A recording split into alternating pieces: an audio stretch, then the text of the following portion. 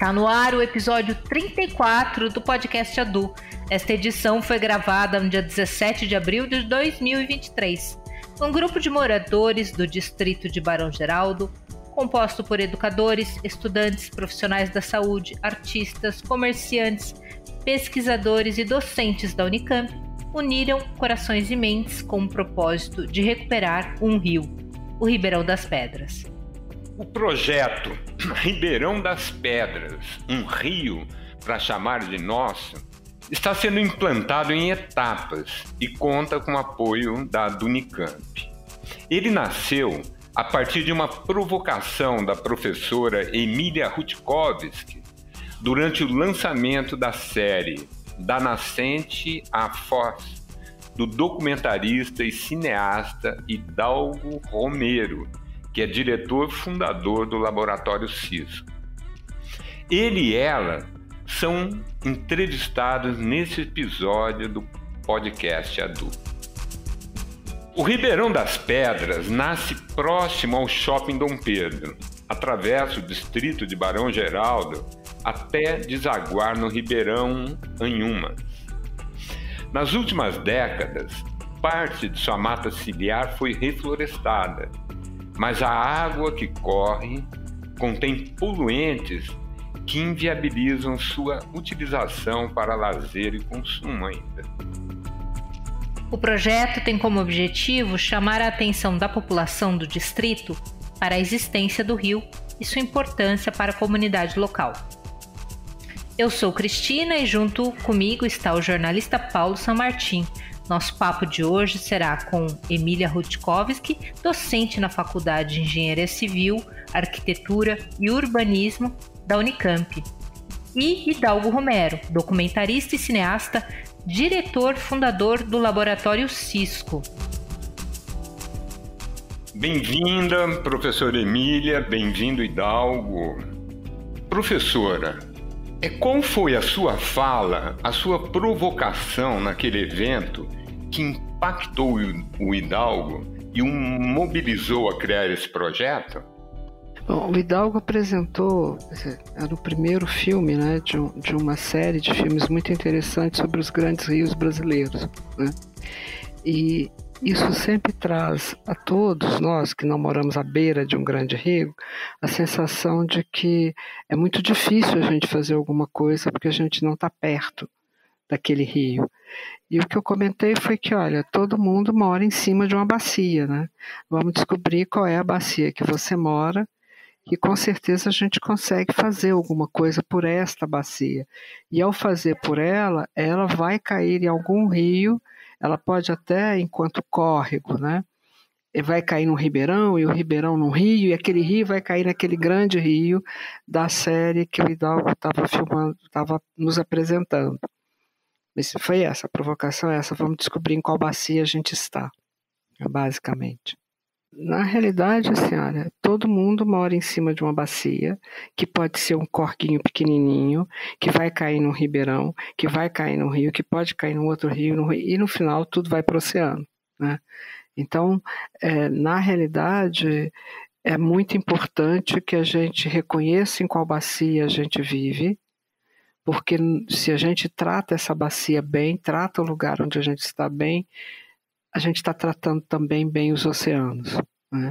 Então essa é a coisa que é mais fundamental nessa história, entender que está tudo ligado, que está tudo junto, né? E misturado, como diz os meus alunos mais jovens, né? Mas isso é super importante, entender que está tudo ligado e qual é o papel da gente, aonde é que nós estamos nesse sistema complexo, né? E o que eu posso alterar. Se você entender que você vive num fractal, talvez isso fique mais fácil de você perceber. Porque se você altera uma coisa no fractal onde você está, você vai replicar essa mudança em todos os outros fractais, até o sistema mais complexo, né? Então, um pouco essa foi a provocação que eu acho que o Hidalgo e o grupo dele, não foi só ele, né? Todo mundo que estava envolvido com essa série de documentários, nós nos encontramos depois, né, do evento e estavam todos impactados, um pouco decididos que precisavam reconhecer em qual bacia viviam e fazer algo, né? Uma coisa que é muito importante da gente sempre pensar em relação às cidades é a quantidade de córregos e rios que a gente vai colocando debaixo da terra que perdem o nome. Provavelmente quando aquilo era uma fazenda, antes da cidade ser cidade, provavelmente aquele córrego ali, aquele ribeirãozinho, aquele olho d'água tinha nome, né, na fazenda. E vem a cidade, ele vai para debaixo d'água e se ele não tem um volume muito grande, o nome dele desaparece, né? Ou então se coloca um nome, mesmo quando tem um córrego, vejam o caso em Campinas. Todo mundo sabe que na Orozimbo Maia tem um córrego, ninguém sabe que aquele córrego chama Serafim, né? Porque vira então o córrego da avenida. Tem um projeto do SESC que foi muito interessante, que eles fizeram exatamente isso. Vamos andar pela cidade, vamos dar nome aos córregos. Porque aquilo que você conhece por nome, você cuida, né? O que você não conhece por nome, você tende a... Bom, não faz sentido, não tem nome, então não é nada, né?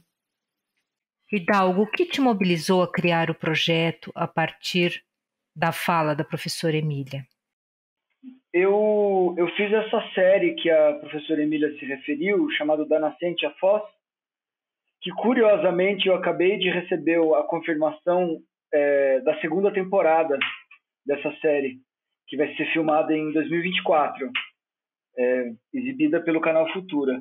Mas eu filmei essa série e eu vinha de uma experiência fora do Brasil, na França, em que eu fui para uma cidade chamada Lyon, em que tem um grande rio que passa no meio da cidade e ele é limpo, ele é banhável e as pessoas usufruem do rio e tal.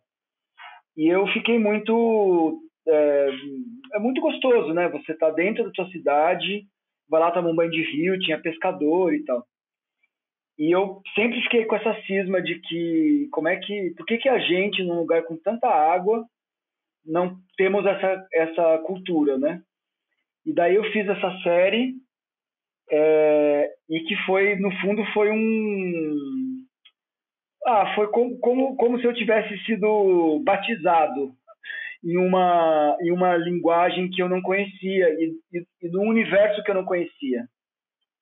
Eu tinha uma perspectiva sobre rios um tanto quanto romântica até, assim, né? Sabia da poluição e tal, mas não tinha uma ideia muito clara da gravidade e da dimensão, assim, da gente pensar os recursos hídricos, a questão da legislação das águas, que no nosso caso é interessantíssima, mas não é cumprida.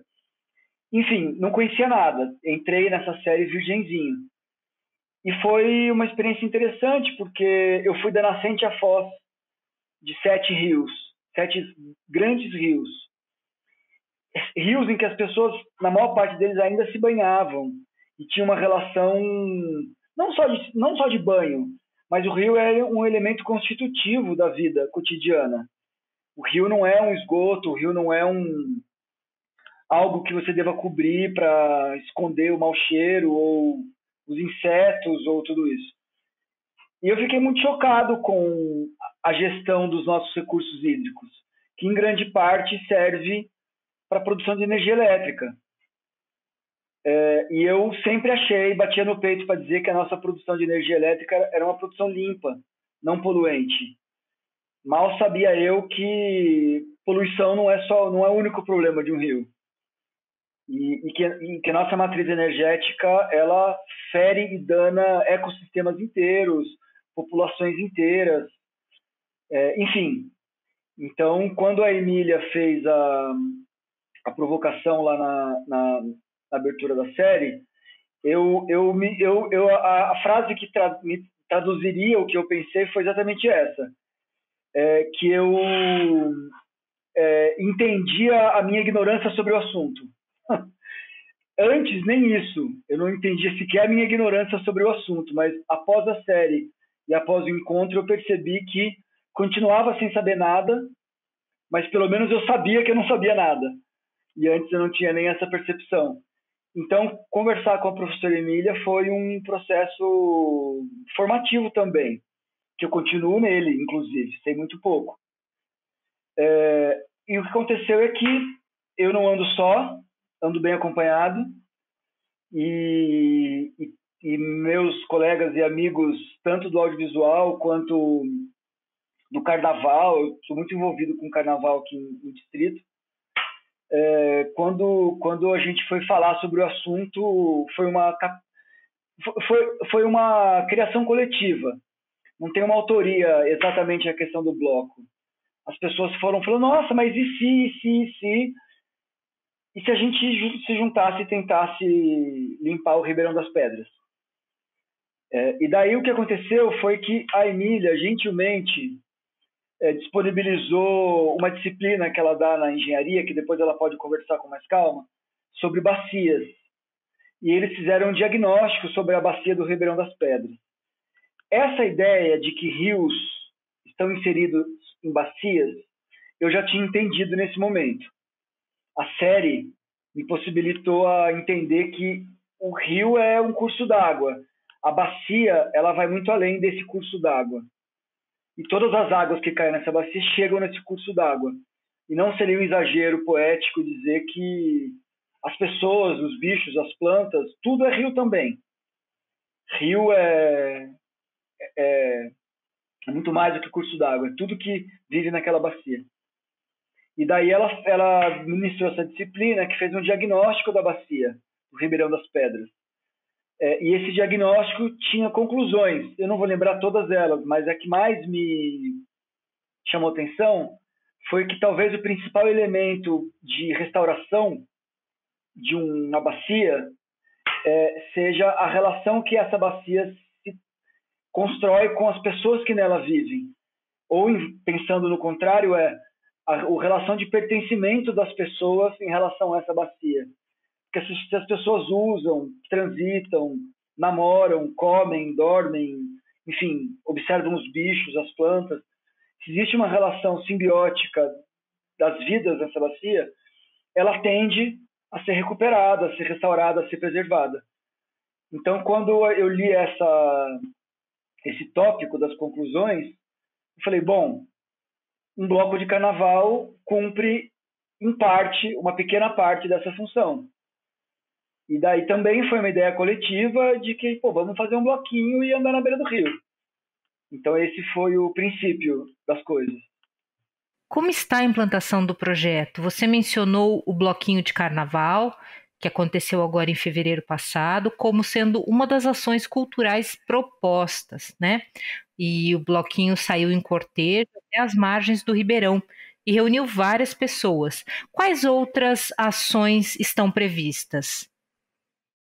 Olha, eu quando entrei nesse projeto, descobri que já tinha um monte de gente nele muito antes de mim.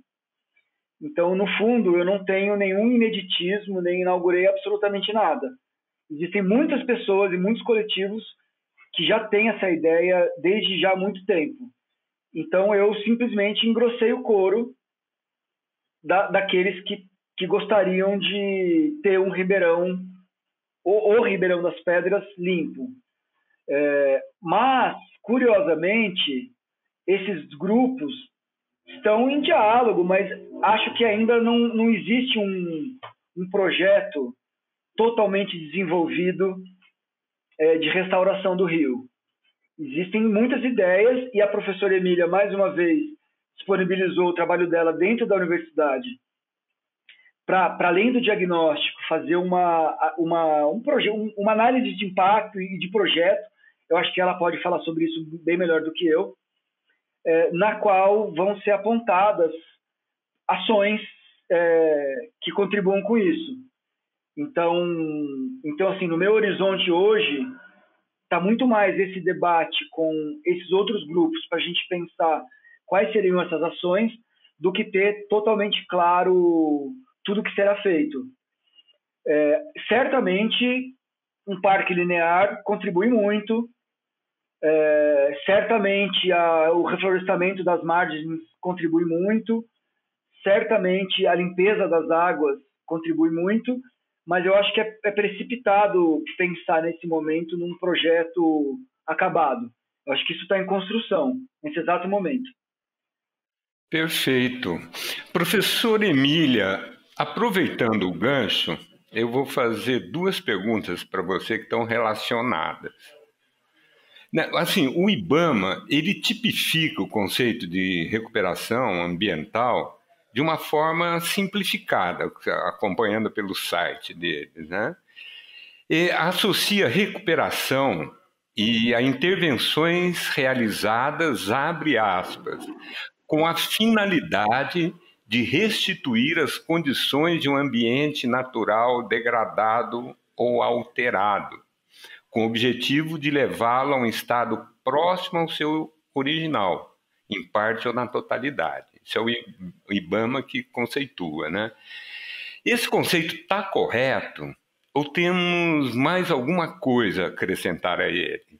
E aproveitando o gancho, fala um pouco para nós quais seriam, dentro desses conceitos, os próximos passos para a recuperação do Ribeirão das Pedras.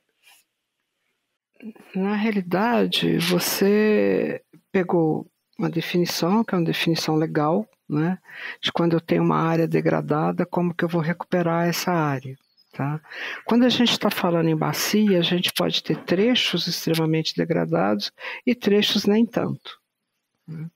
Então, a primeira coisa que nós temos que entender é que assim, não é porque a bacia foi urbanizada que ela virou uma coisa degradada. Você pode urbanizar uma bacia sem que ela se degrade. Né?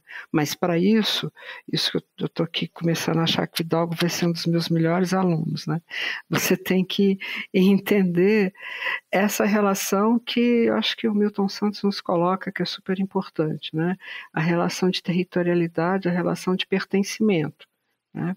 Eu tenho que criar uma relação de pertencimento com o território onde eu estou, senão aquilo não faz muito sentido. Tá? E quando eu crio essa relação de pertencimento, para criar uma relação de pertencimento, eu tenho que reconhecer esse ambiente. Né? Então, não adianta eu estar numa região que é de Mata Atlântica e achar que eu gostaria que aquilo lá fosse um cerrado. Né? Um pouco que os paisagistas convencionais tendem a fazer. Todo mundo aprende e olha, eu adoro aqueles jardins franceses, todos certinhos. Eu amo o jardim desorganizado inglês, né? E eu gosto daquelas plantas. Aí eu despenco com essas plantas aqui e acho que vai ficar lindo isso, né?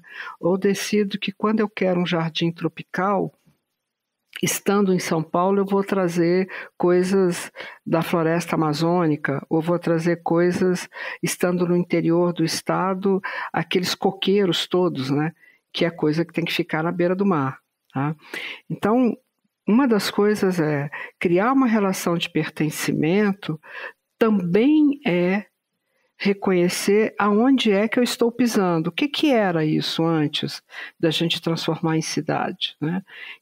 São os famosos serviços ecossistêmicos. Né? Todo sistema, todo ecossistema, desde 2005 se cunhou esse conceito, um grupo de estudos da ONU, né? Cunha esse conceito de serviços ecossistêmicos e nos diz que, olha, a natureza, os diversos ecossistemas, eles ofertam serviços. Né? A gente está aqui no século XXI, onde o grande tônus, né, da questão da gestão é ofertar serviços. Vocês lembram que teve um momento em que, inclusive, se disse que a gente não precisava mais, a cidade não era mais um local de produção industrial, mas um local de ofertar serviços.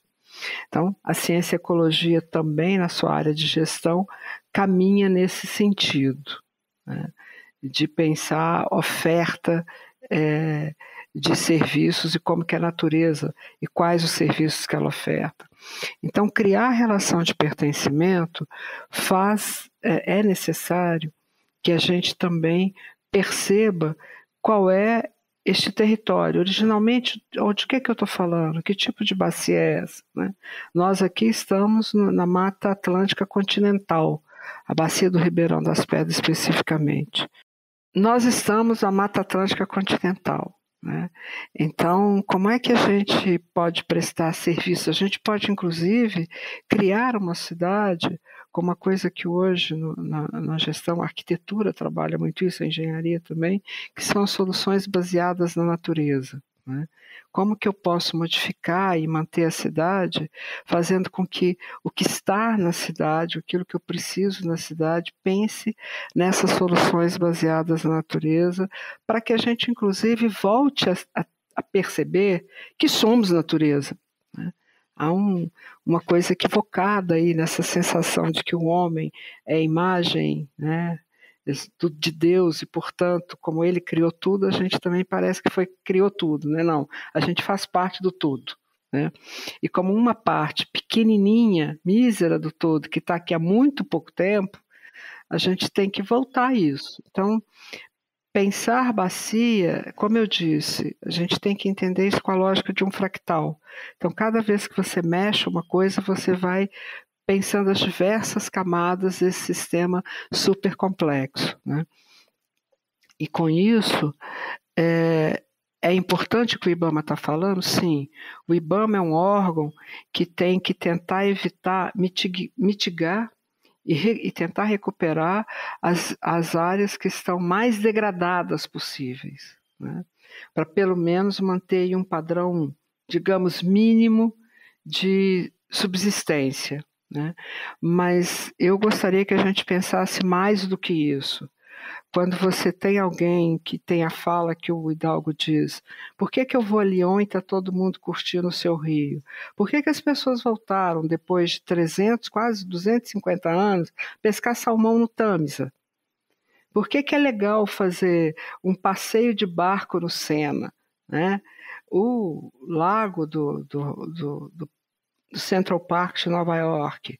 E nada disso a gente consegue fazer aqui nas cidades brasileiras, né? E, estranhamente, porque afinal de contas o próprio Rio Tejo, em Lisboa, né? Para ficar aqui de onde, né, nosso colonizador, né? Ele é um colonizador que coloca todas as nossas cidades à beira de rios. E, de repente, o que a gente faz na modernidade é esconder esses rios e olhar e falar assim, nossa, o lugar onde tem o rio é uma área bem plana, dá para colocar avenida para passar um monte de carro, né? E aí a gente começa a ter vários problemas, né? Vários problemas de inundação, vários problemas de cheias, vários problemas com as pessoas, que aí começa a se dizer, não, é a pessoa que está no lugar errado. Será que tinha outro lugar para ela estar? Também tem isso, né? Porque ninguém vai morar na beira de um córrego e esperar que o córrego inunde para ficar sem nada daquilo que ele adquiriu. Então, será que deram para ele oportunidade na cidade? Ele tem direito a escolher um lugar mais saudável para morar na cidade? Então, quando eu reconheço que eu estou numa bacia, eu consigo também perceber todas essas questões. Elas não são, vendo que eu estou caminhando com coisas que talvez pareçam meio soltas para alguém que me perguntou sobre a área degradada do IBAMA, mas isso tudo está envolvido, isso tudo faz parte disso, né?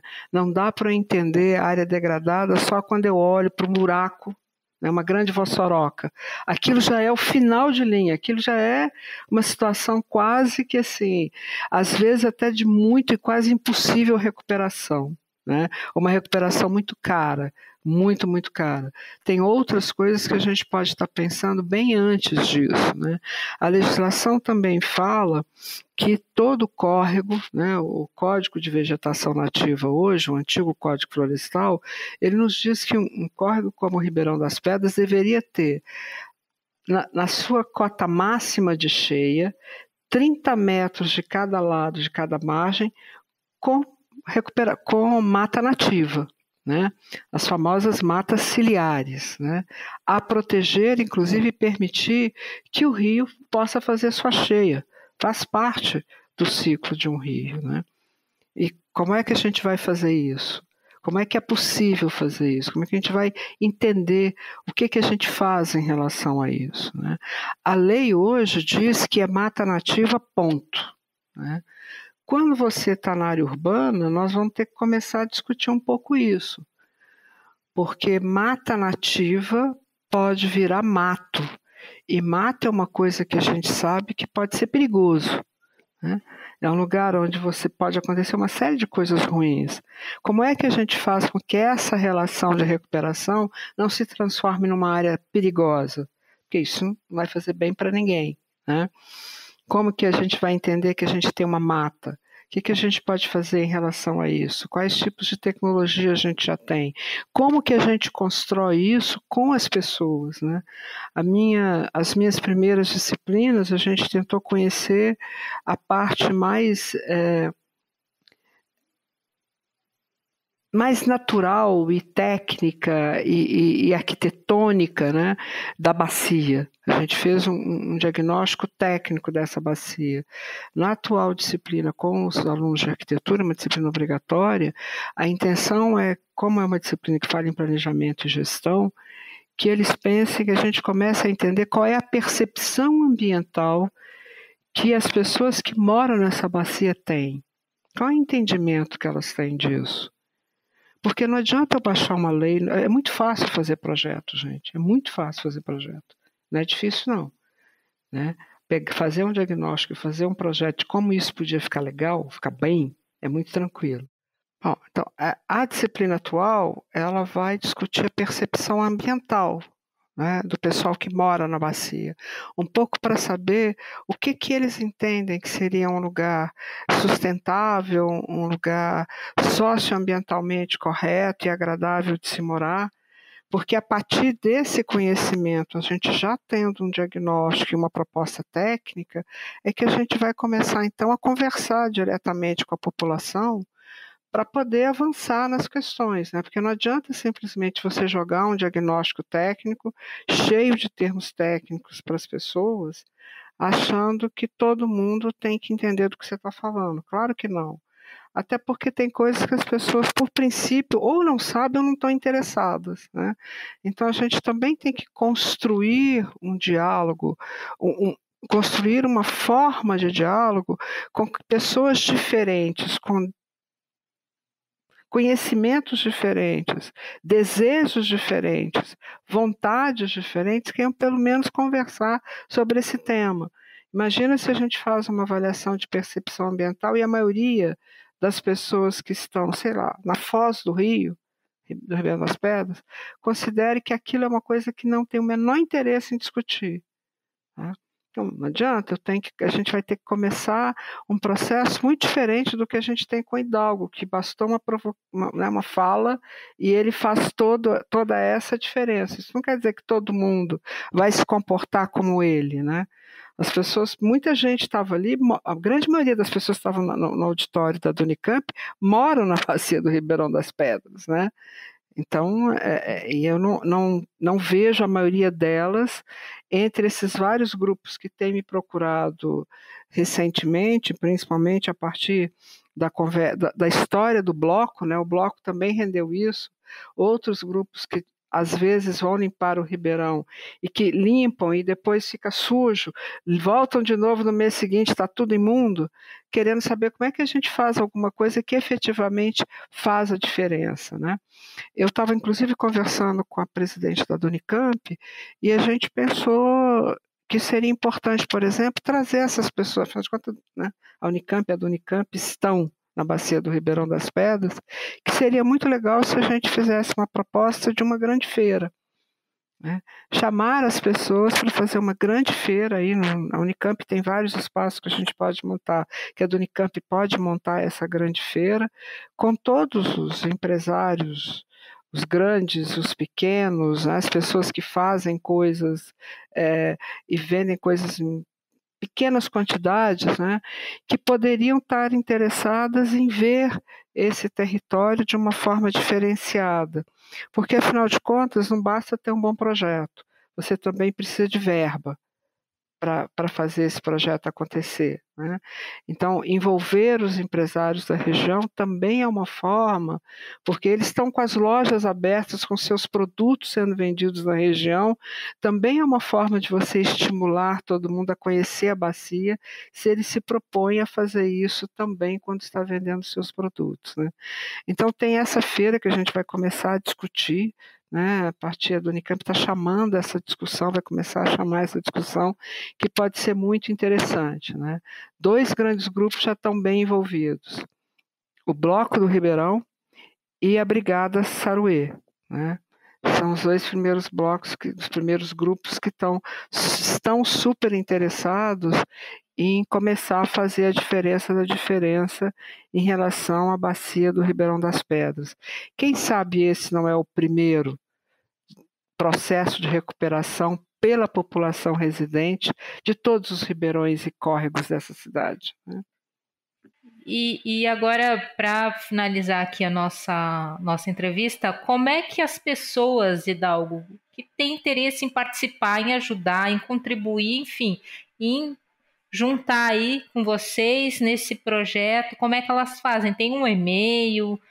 Tem, a gente criou um e-mail chamado blocodoribeirão@gmail.com, que as pessoas que têm interesse em participar do bloco ou pensar junto, escrevem e a gente se conversa. Mas eu acho que se a ideia é ampliar parcerias e outras experiências, não precisam ser de coletivos, podem ser de indivíduos também, pessoas que vivem na bacia, que têm ideias, eu acho que você pode passar o meu contato pessoal, que é 991007307, Hidalgo Romero, ou hidalgoromero@gmail.com, e aí a gente vai se falando, criando essa rede. O que a gente precisa mesmo foi o que a Emília falou, a gente precisa de gente, mas também de recursos, para a gente poder pensar como transformar isso em coisas, em fatos, em ações. Essa feira, por exemplo, que a do Unicamp está encabeçando, é importantíssima para a gente colocar todo mundo interessado cara a cara e começar a pensar junto. É Hidalgo com H, hein? Bom lembrar. Hidalgo com H. Que bom, gente. Então, nós esperamos que numa próxima oportunidade vocês voltem aqui no podcast da Du para dizer: estamos nadando no Ribeirão. Seria ótimo. Ou antes disso, né? Estamos limpando o Ribeirão. Exatamente. Muito boa, Sam. Em definitivo, né?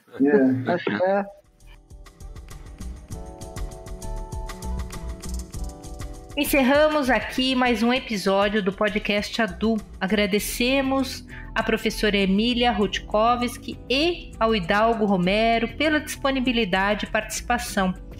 Siga nossas redes sociais, nosso site e fique por dentro dos temas que serão abordados nos próximos episódios do podcast ADU. Até lá!